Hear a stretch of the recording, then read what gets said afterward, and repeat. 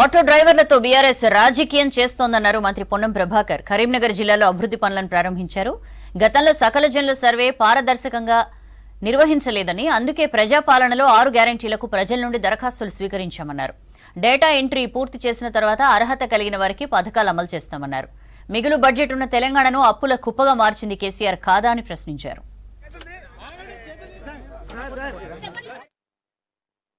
ఈ రాష్ట్రంలో 1,05,00,000 కుటుంబాలు ఈ అప్లికేషన్ పెట్టుకున్నాయి. ఈ అప్లికేషన్ల ప్రక్రియ దాదాపు 40,000 మంది కంప్యూటర్ ఆపరేటర్లు పెట్టి రాష్ట్ర వ్యాప్తంగా డాటా ఎంట్రీ జరుగుతా ఉంది.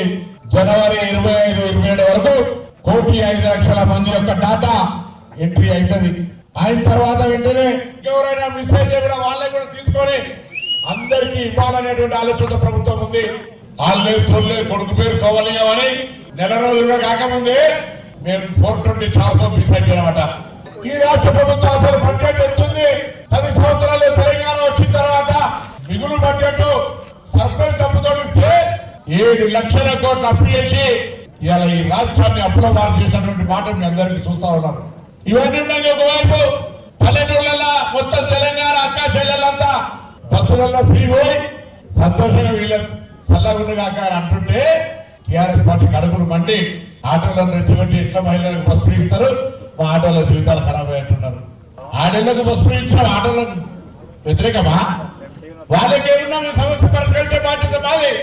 కానీ రెచ్చగొడుతున్నారు ఏదో కారణంగా చనిపోయినా తీసుకొచ్చి ఈ ప్రభుత్వం నెల రోజుల ఆటో కార్మికుల జిందగీలని ఖరాబ్ చేస్తాయని చెప్తుంది. ఇక అట్లుంది.